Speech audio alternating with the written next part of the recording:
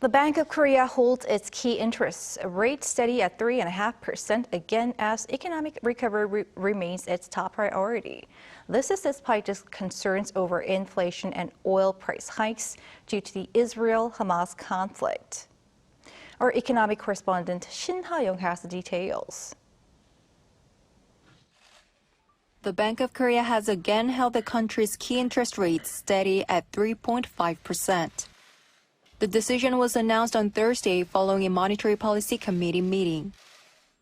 Uncertainty over inflation and economic growth increased due to prolonged monetary tightening in major countries and rising geopolitical risks. It is expected that the easing of the inflation rate will be more gradual than initially expected.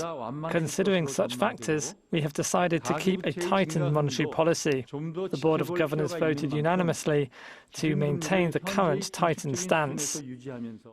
This is the sixth consecutive time that the BOK has decided to keep their rate unchanged. The base rate has been held at 3.5% since February, following 10 consecutive rate hikes aimed at taming inflation beginning in August 2021. Analysts say uncertainty about economic recovery was the main factor behind the decision, as aggressive rate hikes could further hinder economic growth. While there are signs of a rebound in exports, a downturn in consumer spending is raising uncertainty about the country's economic recovery. Inflationary pressure, soaring household debt, and the exchange rate market are factors hindering the BOK from cutting rates. The governor of the BOK said at a press conference that the pace of inflation decline may not be as fast as the bank predicted in August. 2 months ago, the bank forecasted this year's consumer price growth at 3.5% and next year's at 2.4%.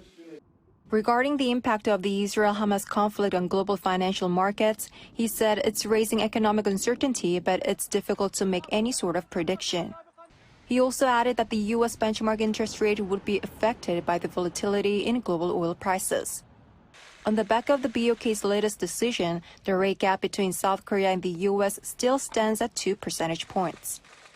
If the U.S. is continuing to signal that it may raise the interest rates, I think it's much too early right now for Bank of Korea to signal that they are going to lower the rates or even they are not going to raise rates any further.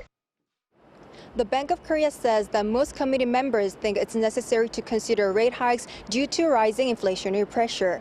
On the other hand, the need for flexibility in both rate hikes and cuts was also raised during a time of growing economic uncertainty. Shin Ha-young, Arirang News.